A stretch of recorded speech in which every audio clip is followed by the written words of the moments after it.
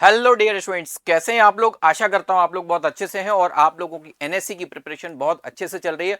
और खासकर अगर मैं बात करूं एनएससी जीएस के लिए आप लोग बहुत अच्छे से तैयारी कर रहे होंगे और होपफुली आप लोगों ने 18 और 19 का मॉक टेस्ट दिया होगा। एंड उसके बाद आप लोगों ने अपने स्कोर के थ्रू, सिलेक्शन प्रिडिक्टर के थ्रू आप लोगों ने अपना सिलेक्शन भी प्रिडिक्ट कर लिया होगा कि आप सिलेक्ट होंगे या नहीं होंगे। सो होपफुली अगर आप लोगों ने नहीं किया है तो आज वाला टेस्ट अभी आप लोगों के पास है। अभी आप लोग आज का मॉक टेस्ट दीजिए, उसमें देखिए क्या आपका स्कोर आ रहा है और उसके बाद आप सिलेक्शन प्रेडिक्टर के थ्रू अपना सिलेक्शन देखिए कि क्या आपके चांसेस हैं अपनी स्टेट कट ऑफ के अंदर आने का, या फिर आप एमआई को क्रॉस कर पाएंगे या नहीं कर पाएंगे। एमआई का तो एग्जैक्टली हम लोगों को आइडिया हो जाता है कि अगर हम लोगों ने इस साल जो एमआई हमारा आया उसको हम लोग क्रॉस कर पाएंगे या नहीं कर पाएंगे। बट आप लोग अपने स्टेट में सेलेक्ट हो पाएंगे या नहीं हो पाएंगे। लेट्स सपोज दैट आपका एमएस को क्रॉस कर रहे हो आप और एमआई तक नहीं पहुंच पाए, तो आपके क्या चांसेस हैं सेलेक्ट होने के। तो आप लोगों को क्या करना है, 18 या 19 के स्कोर के बिहाफ पर आप देख लीजिए और आज वाला मॉक टेस्ट दीजिए, उसके बाद आप देखिए कि आपके चांसेस क्या हैं। बट इस पॉइंट पर हम लोग बाद में आएंगे। उससे पहले मतलब बहुत ज्यादा इंपॉर्टेंट पॉइंट क्या है कि 23 को आपका एग्जाम है। थोड़ा फियर भी लग रहा होगा आपको, लगने दीजिए, कोई दिक्कत नहीं, होता है। क्योंकि जब आप लोग किसी एग्जाम के लिए बहुत डेडिकेट होकर पढ़ाई करते तो आपको लगता है कि इसमें सेलेक्ट नहीं होंगे तो क्या होगा, होगा कैसा, एग्जाम आएगा, मतलब ठीक है, चलता है इतना तो। बट अपने आप को पॉजिटिव रखिए फॉर एग्जामिनेशन। कैसे आप लोग अपनी स्ट्रेटेजी मार्क करके चल रहे हो, कैसे आप लोगों ने प्लानिंग करके चलिए, स्टडी की है, वो ठीक है, वो एक अलग बात है। लेकिन लास्ट 3 डेज जो आप लोगों के लिए होते हैं वो बहुत ज्यादा इंपॉर्टेंट होते हैं, क्योंकि आपको एग्जाम के लिए पॉजिटिव रहना है। ऐसी गलतियां जो जनरली स्टूडेंट्स कर देते हैं, पूरी साल मेहनत करते हैं और फिर लास्ट में आके कुछ मिस्टेक उनसे होती है, तो उनको कैसे अवॉइड किया जा सकता है ये सब कुछ मैं बताऊंगा। और इसके साथ साथ मैं आप लोगों को एक स्ट्रैटेजी मार्क बताता हूं कि आपको कैसे क्वेश्चंस को अटेम्प्ट करना है और किन क्वेश्चंस पे चांस लेना है और कौन से सब्जेक्ट में आपको कितने क्वेश्चंस अटेंड करने चाहिए, कितना पॉजिटिव कितना नेगेटिव, ये सारी चीजों को एक कैलकुलेशन, रफ कैलकुलेशन के थ्रू समझाता हूं। लास्ट ईयर का जो कट ऑफ था, एमआई था, एमएएस था, उस पर हम लोग बात कर लेते हैं थोड़ा, जिससे कि आप लोग थोड़ा सा फोकस्ड हो जाएंगे अपने एग्जाम के लिए और पॉजिटिव भी हो जाओगे। देखो, लास्ट ईयर की हम बात करें तो 2 डेट में आपका एग्जाम हुआ था। उसके बाद अगर मैं बात करूं कि जो कट ऑफ रहा था वो आप लोग इस वाले को देखिए, तो आप लोग देखोगे कि क्योंकि ये सेकंड एग्जाम का था कट ऑफ, है ना, तो आप लोगों का टॉप 10 स्टूडेंट्स जो थे उनका एवरेज स्कोर था 152.9, एमआई जो था वो 122 था एंड एमएएस जो था वो 76 था। तो आप डेफिनेट सी बात है कि जो एमएएस को क्रॉस कर रहे होंगे उनका चांसेस हो सकता है कि वो सेलेक्ट होना हो। लेकिन एमआई को अगर क्रॉस किया तो डेफिनेट सी बात है कि आप अपना सिलेक्शन सिक्योर कर लेते हैं, एमआई को क्रॉस किया तो। अब एग्जैक्टली आप समझिए कि 216 नंबर का क्वेश्चन पेपर है, उसमें से 122 जितने भी बच्चे लेकर आएंगे वो सेलेक्ट हो गए फॉर द नेक्स्ट स्टेज। अब इसके नीचे जो भी आए उनके कट ऑफ, स्टेट की कट ऑफ पे डिपेंड कर रहा होगा। लेकिन आप लोग ये मानकर चलो कि अगर लास्ट ईयर का ये एमआई रहा है तो हो सकता है कि एमआई तो डिपेंड करता है कि एग्जाम का डिफिकल्टी लेवल क्या होगा, उसके बिहाफ पर एमआई डिसाइड होगा और एमआई डिसाइड होने के बाद फिर आपके सिलेक्शन के चांसेस बढ़ते हैं, ठीक है ना। तो आप लोगों को ये पॉइंट देखना है कि मेरी इस साल क्या एमआई रह सकती है। बट अगर हम नॉर्मली बात करें तो जो एमआई अपना सिलेक्शन जो आप लोग सिक्योर मानते हो, या फिर मैं ये कहूं कि सिक्योर जो स्कोर माना जाता है कि उस स्कोर पर जाकर आप प्रॉपरली सिक्योर हैं, तो आप ये मानकर चलिए कि 70 to 80% आप लोगों का एग्जाम में स्कोर आ रहा है, यानी इसका 70 to 80% आ रहा है, ये सेफेस्ट स्कोर है। मतलब आपको कोई बीट नहीं कर सकता, मतलब आपका सिलेक्शन पक्का है। फिर इसके बीच में कहीं आपका अगर स्कोर आ रहा है तो। लेकिन आप ये मानकर चलो कि जिस लेवल का लास्ट ईयर एग्जामिनेशन था उसी का लेवल का एग्जाम पेपर रहता है, ठीक है, तो एमआई इसके आसपास ही कहीं नहीं रहेगा। मतलब ये डिपेंड करेगा डिफिकल्टी लेवल पर। और दूसरी पॉइंट क्या है कि जो भी स्टूडेंट्स प्रिपरेशन कर रहे हैं उनकी किस लेवल की प्रिपरेशन है इस एग्जामिनेशन के लिए, डिपेंड उस पर भी करता है। सेकेंड एग्जाम का देखेंगे तो उसमें तो आपका एमआई और डाउन गया। तो आप लोग ये मानकर चलिए कि जो भी आपकी तैयारी है आप अपने लिए बेस्ट हो, ठीक है। डिपेंड करता है कि हम लोगों ने पूरी साल मेहनत की है और हम लोग एमआई को क्रॉस कर लेंगे या नहीं कर पाएंगे। बट कर पाओगे आप लोग। 23rd को जब हम लोग लाइव सॉल्यूशंस लेकर आ रहे होंगे तो लाइव सॉल्यूशन के बाद हम लोग आगे की आप लोगों की तैयारी के लिए भी बात करेंगे कि आपको आगे क्या करना चाहिए, कैसे करना चाहिए, आपको कैसे फोकस रहना है, सेकंड स्टेज के लिए आप लोगों को कैसे अपने आप को लेकर चलना है ना। फर्स्ट स्टेज में होपफुली हो जाएगा, इन केस अगर सेलेक्ट नहीं हो पाते हो तो फिर आपकी प्लानिंग क्या होनी चाहिए, ये सारी चीजें हम लोग करेंगे आगे प्लान। लेकिन फिलहाल आप लोगों को अपने एग्जाम के लिए फोकस रहना है, ठीक है। कुछ ऐसी चीजें हैं जो आपको करनी चाहिए, वो मैं आपको बता देता हूं। देखो, फिजिक्स, केमिस्ट्री और बायोलॉजी आपके यहां पर सिंगल करेक्ट और एक है मल्टीपल करेक्ट। तो यहां भी सिंगल करेक्ट और मल्टीपल करेक्ट।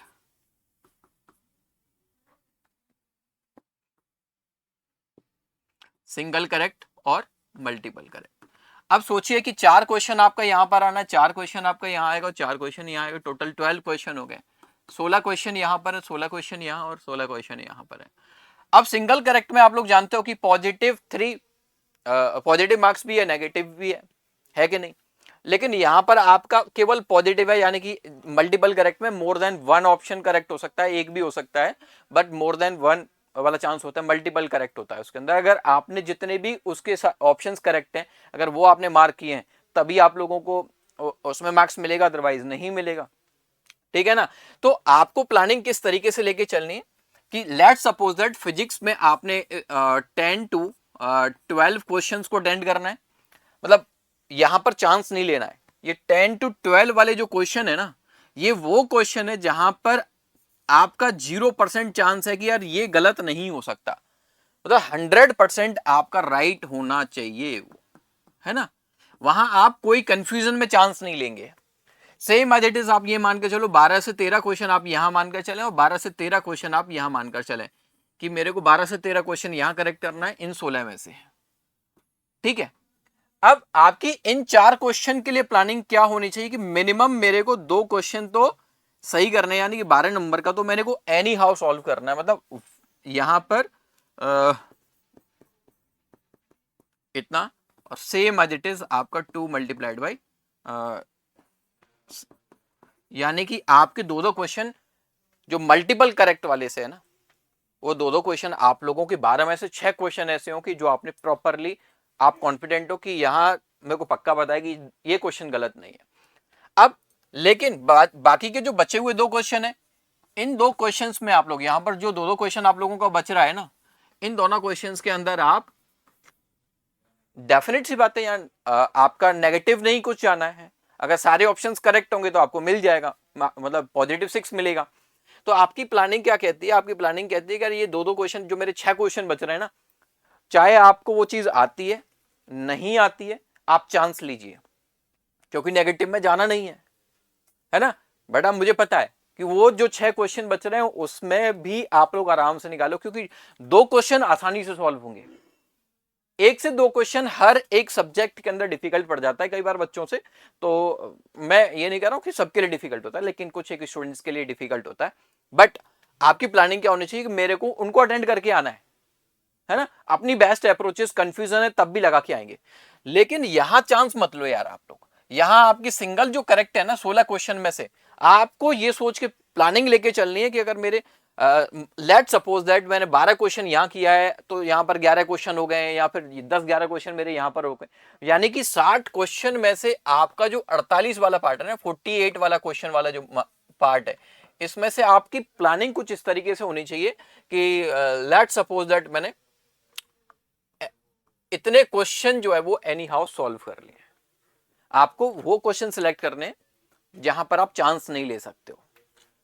12 क्वेश्चन में चांस ले सकते हो, 12 में से 6 आपको सोचना है कि प्लानिंग सही करने है, बाकी 6 में चांस ले सकते हो क्योंकि उसमें कोई नेगेटिव नहीं है। बट यहां चांस मत लीजिए। कंफ्यूजन में है ना, तो आप छोड़ दीजिए उस क्वेश्चन को। आप कंफ्यूज हो रहे हो सकता है ये है या ये है, तो आप छोड़ दीजिए उसको, है ना। अगर आप लोगों ने इस प्लानिंग के थ्रू कैलकुलेशन लेके चल लिया है, ठीक है ना, तो एग्जैक्टली आप लोग देखेंगे, मानकर चले कि 12 क्वेश्चन मेरा यहां पर किया, 12 थी 36 और ये मेरा 48 बना, 13 क्वेश्चन मेरे यहां पर हो गए, है ना, तो ये मेरा 51 हो गया। डेफिनेट सी बात है, सेम एज इट इज मैं यहां पर भी वही बात कहूंगा, 39 और ये मेरा 51 हो गया,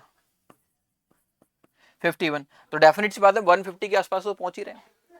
अब किसी में प्लस भी होंगे, किसी में नेगेटिव भी होंगे, तो आप लोगों को प्लानिंग कुछ इस तरीके से लेके चलने कि आपका सब्जेक्ट जो स्ट्रांग है, अब डिपेंड करता है कि मेरा फिजिक्स बहुत अच्छा है तो वहां पर मैं 12 क्वेश्चन की जगह 14 क्वेश्चन तक अटेम्प्ट कर पा रहा हूं, और यहां पर मेरा केमिस्ट्री थोड़ा सा एवरेज है तो यहां पर लेट सपोज 12 क्वेश्चन के जो सॉरी जो 13 क्वेश्चन है 13 की जगह पर हो सकता है आप 10 क्वेश्चन करो, कोई दिक्कत नहीं, क्योंकि बैलेंस कर दिया उसने आपको, है ना।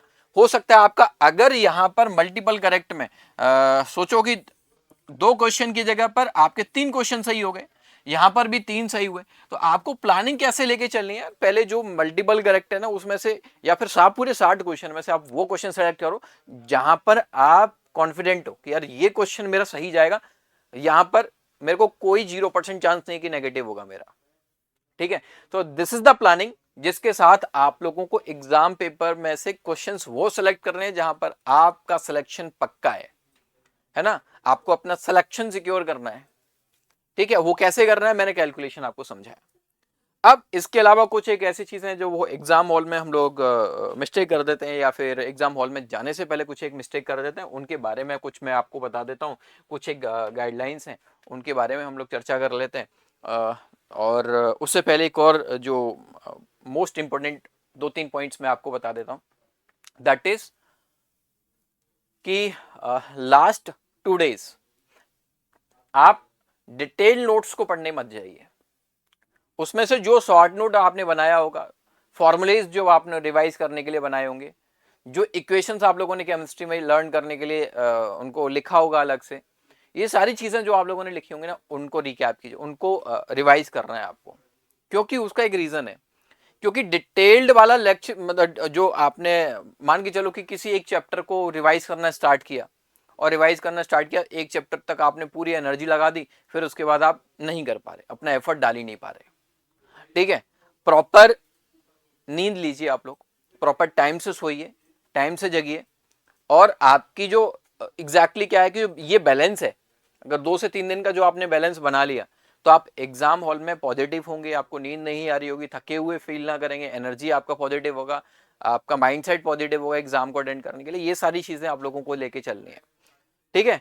So this is the way जहां पर आप अपने आप को फोकस कर पा रहे होंगे। आज के मॉक टेस्ट के बाद में मॉक टेस्ट मत दीजिए, ठीक है। जिन चैप्टर्स में आप लोग सफर करते रहे हो वहां पर फास्टली रिकैप कर लीजिए, रिवाइज कर लीजिए उनको थोड़ा सा, मतलब मैं ये कहता हूं कि वहां पर जो फॉर्मूले हैं उनको 2 से 3 बार मतलब रिपीट कर लीजिए। हाई वेटेज जो चैप्टर्स हैं वहां पर आपको कैसे आप लोगों ने प्लानिंग बनाई होगी, कैसे आप लोगों को शॉर्ट नोट्स आप लोगों ने प्रिपेयर किए होंगे, उसके अकॉर्डिंग फोकस आपका वहां पर होना चाहिए, ठीक है। अब नेक्स्ट क्या कहता है कि यार हम लोग जब एग्जाम हॉल में जा रहे हैं, हमने हॉल टिकट डाउनलोड कर लिया होगा और उसमें बेसिक जो इंस्ट्रक्शंस दे रखे हैं वो हम लोगों ने रीड आउट कर लिए होंगे, है ना। अब उसके बाद हम आपको कुछ और चीज़ें पता होनी चाहिए, हालांकि मैंने जब एक शॉर्ट वीडियो बनाया था उसमें बताया था कि आप लोग एक पासपोर्ट साइज फोटो अटैच कीजिए और इसको आप अटेस्ट कराइए प्रिंसिपल से, है ना, और उसके बाद सिग्नेचर कराने। इन केस अगर आप स्कूल गए हैं, प्रिंसिपल के सिग्नेचर नहीं हो पाए, प्रिंसिपल्स के साथ हम नहीं मिल पाए, उनके सिग्नेचर नहीं हो पाए, तो इन दैट केस क्या होता है कि आप जो प्रिंसिपल की एब्सेंस में या फिर जो चीज़ नहीं हो पाई है उसकी एब्सेंस में क्या होता है, स्कूल्स की जो टेस्टिंग अथॉरिटी होती है ना वो टेस्ट करते हैं, और जो एग्जैक्टली वहाँ क्या होता है, जो भी वाइस प्रिंसिपल हो गए या फिर एनी जो in the absence of principal attest करते हैं और सिग्नेचर करते हैं, आप उनसे करा लीजिए। इन केस अगर प्रिंसिपल की एब्सेंस है या फिर आप नहीं करा पाए हैं या principal in case out of city हैं, तो इन इन दिस केसेस आप ये चीज फॉलो करिए। अब this is the first point जो आपको करना चाहिए था, कर लीजिए अगर नहीं किया है तो, बिकॉज ये आपके लिए मस्ट है।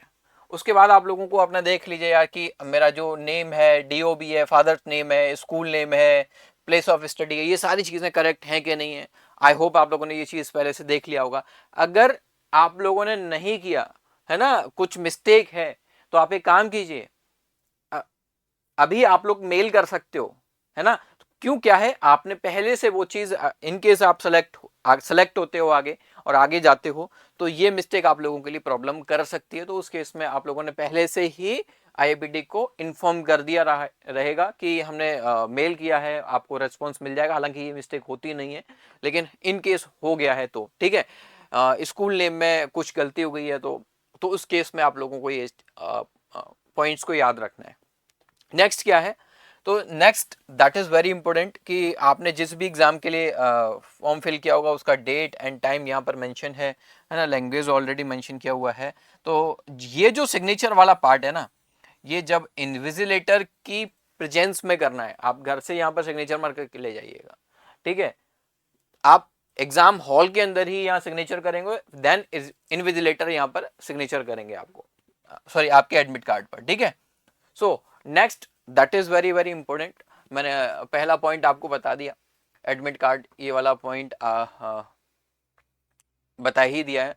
इन दी एग्जामिनेशन देखो, राइटिंग पेन हमें लेके जाना है ना, आइडेंटिटी कार्ड, स्कूल का आईडी कार्ड लेके जाना है आपको, और उसके साथ साथ आपका जो है proof of your date of birth, यानी कि जो आपका आधार कार्ड है आप वो आप कैरी कर सकते हैं, क्योंकि ये लेके जाना ही है। यानी कि डेट ऑफ बर्थ के लिए प्रूफ आपको शो करना होगा, आई कार्ड आपको शो करना होगा, एंड राइटिंग पेन आपके लिए क्योंकि एग्जाम हॉल में वो आपके लिए नीडफुल है। एग्जाम सेंटर पे आप लोगों को 30 मिनट पहले पहुंचना है। क्यों पहुंचना है, क्योंकि कई बार ऐसा होगा कि कई बार ऐसा होता है कि हम लोग कैलकुलेट करके चले थे कि एग्जामिनेशन हॉल तक हम लोग नेक्स्ट 10-15 मिनट के अंदर पहुंच जाएंगे, और आपकी सिटी में अगर जाम रहता है कहीं तो आप लोग स्टक हो जाते हो, एग्जाम हॉल पर, सॉरी एग्जाम सेंटर तक पहुंचने में आप लोग लेट हो जाते हो। ये सारी चीज़ों को बहुत केयरफुली ध्यान रखिए। आप कोशिश करो कि एक दिन पहले फैमिली में से किसी को भेज कर आप लोग अपना सेंटर विजिट करा लीजिए, तो आइडिया भी लग जाएगा कि रफ कैलकुलेशन हो जाएगी हम लोग सेंटर पे कितनी देर में पहुंच जाएंगे। बहुत ज़्यादा पहले भी हम लोगों को नहीं पहुंचना है, ठीक है, और टाइमली भी हम लोगों को पहुंचना है, क्योंकि नेक्स्ट जो वाला पार्ट आप लोग देखोगे ना कि इसके बाद आपको एग्जाम हॉल में एंट्री नहीं मिलेगी 20 minutes of the commence of the examination. So please, क्योंकि जब हम लोग एग्जाम हॉल में लेट होते हैं तो पहला पॉइंट तो ये हो गया कि वहां पर हमारी हार्ट बीट्स जो है वो बढ़ने लग जाती हैं कि हम लोग लेट हो रहे हैं, ठीक है। तो जो आपने बैलेंस बनाया था वो बैलेंस बिगड़ने लगता है। सो इन चीज़ों का बहुत केयरफुली ध्यान रखिए आप लोग, क्योंकि ये वो पॉइंट्स हैं जहां पर हम लोग कई बार उनको लाइट छोड़ देते हैं तो प्रॉब्लम में फंस जाते हैं हम लोग, क्योंकि हम लोग पॉजिटिव गए थे, लेकिन कुछ चीज़ें, कुछ सर्कमटेंसेस जो है वो इस तरीके से क्रिएट हो गए जिन्होंने हमें नेगेटिव कर दिया, है ना। तो ये चीज़ आप लोग याद रखेंगे, ठीक है। आप लोगों के लिए कैलकुलेटर अलाउड नहीं है भाई, एनएससीजीएस में कैलकुलेटर अलाउड नहीं है। अगर आप लोगों ने एनएससी पी, एनएससी सी, एनएससी ए इनमें एग्जामिनेशन, सॉरी इन एग्जाम्स के लिए फॉर्म फिल किया है तो वहाँ कैलकुलेटर अलाउड है। आप अपने एडमिट कार्ड में जाकर देखिए वहाँ पर किस तरीके के कैलकुलेटर्स अलाउड हैं, वहाँ पर लिखा हुआ है कि ये कैलकुलेटर लेके जा सकते हो ओनली।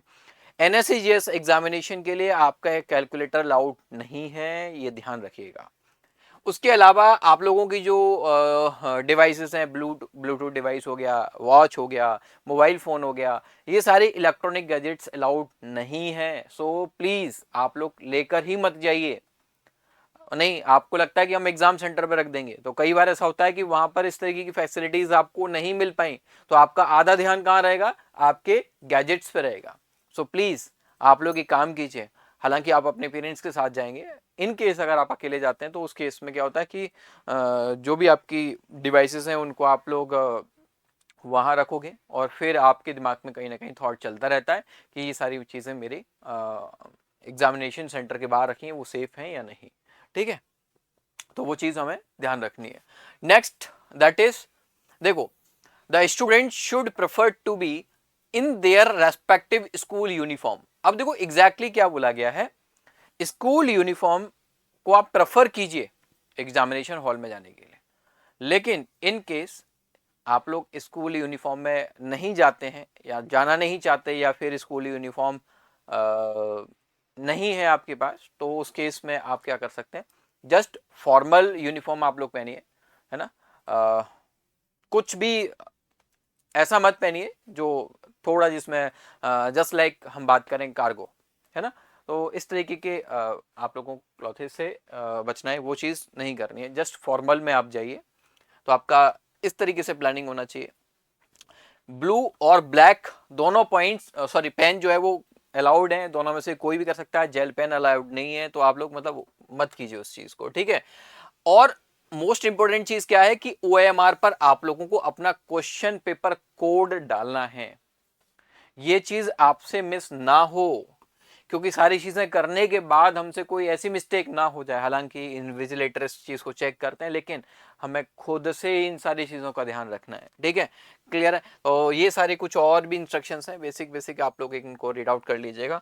फिर से मैं एक और पॉइंट पर वापस आता हूँ, यहाँ पर एक और चीज मैं आपको बता देता हूँ कि आपकी प्लानिंग क्या होगी। आप लोग जब 60 क्वेश्चंस कर रहे हो ना, तो इन 60 क्वेश्चंस में से आप चाहे फिजिक्स को पिक कर रहे हो, केमिस्ट्री को पिक कर रहे हो या बायोलॉजी को, मेरा कहना यह है कि हमेशा हमें जो सब्जेक्ट अच्छा लगता है उसके क्वेश्चंस को हम लोग सबसे पहले पिक करें। हमारा टारगेट क्या है कि सिंगल करेक्ट क्वेश्चंस में कोई चांस हमें नहीं लेना, और मल्टीपल करेक्ट हमें सही करने सारे। और थोड़ा सा हमारा फोकस यहाँ पर रहना चाहिए कि मिनिमम 2 क्वेश्चन हमारे सही होने चाहिए, और 3 क्वेश्चन तक आप कोशिश करो कि 4, मतलब 4 हो जाते हैं तो वेल एंड गुड यार, इससे अच्छी कोई बात ही नहीं है ना। बट हमारा टारगेट मिनिमम 2 क्वेश्चन सही होने चाहिए और 3 क्वेश्चन तक आप कोशिश कीजिए, ठीक है। बाकी सिंगल करेक्ट है जो 48 क्वेश्चंस आप लोगों का आना है, उनमें से आप देखिए कि आपको minimum number of the questions कितने करने हैं। मैंने अगर मैं रफ कैलकुलेशन करके बताऊं तो इतने क्वेश्चन या फिर आपकी प्लानिंग 38 क्वेश्चन तक जा सकती है। लेकिन इन केस अगर आप यहाँ पर कुछ नंबर कम रह जाता है तो आपको बैलेंस करना है इसके साथ, यार ठीक है मेरे मल्टीपल करेक्ट के साथ। यहाँ पर तो पॉजिटिव ही है, नेगेटिव नहीं है। दूसरा पॉइंट क्या है कि आप जो OMR फिल करेंगे ना, जब OMR आप फिल कर रहे हैं तो आपकी सारी प्लानिंग रखी रह जाती है जब हम लोग OMR फिल नहीं करते यार। तो पहला टारगेट यही है कि अगर आपके 5 क्वेश्चन किसी भी सब्जेक्ट से सॉल्व कर लिए आपने, तुरंत OMR फिल कर दो। हम लोग कई बार क्या करते हैं कि 60 क्वेश्चन है, पहले हमने कहा प्लानिंग कर ली पूरे सिंगल करेक्ट करेंगे, फिर उसके बाद हमने कहा कि मल्टीपल करेक्ट करेंगे, ठीक है, करने के बाद सारे फिर एक साथ फॉर्म मतलब OMR में फिल करेंगे। ये मत कीजिए प्लीज। आपकी प्लानिंग क्या होनी चाहिए कि मेरे जैसे 5 क्वेश्चन सॉल्व हुए मेरे को OMR में फिल करना है, मतलब एक जो आपका टाइमिंग है वो कहीं ना कहीं बचेगा, आप पॉजिटिव रहेंगे। मैंने जो क्वेश्चन सॉल्व कर लिए हैं वो मैंने OMR में फिल कर दिए हैं। OMR फिल करने के लिए बेसिकली आपको पूरा जो सर्कल है उसको कंप्लीटली फिल करना है। ये बहुत बेसिक बातें होती हैं, है ना। रोल नंबर बहुत केयरफुली लिखना है, रजिस्ट्रेशन नंबर अगर OMR में इस तरीके के जो भी पॉइंट्स हैं उनको बहुत केयरफुली फिल करना है, क्योंकि देयर इज नो चांस कि आपका अगर कोई मिस्टेक होता है तो आप उस मिस्टेक को सुधार पाएंगे, क्योंकि एक क्वेश्चन का एक ही जगह बी आप मार्क कर देते हो तो देयर इज नो चांस कि आप उसको करेक्ट कर पाए, ठीक है। So please take care of it, thank you and let's crack it. मिलेंगे आप लोगों के एग्जाम में लाइव पेपर सॉल्यूशन के साथ। Thank you, bye bye.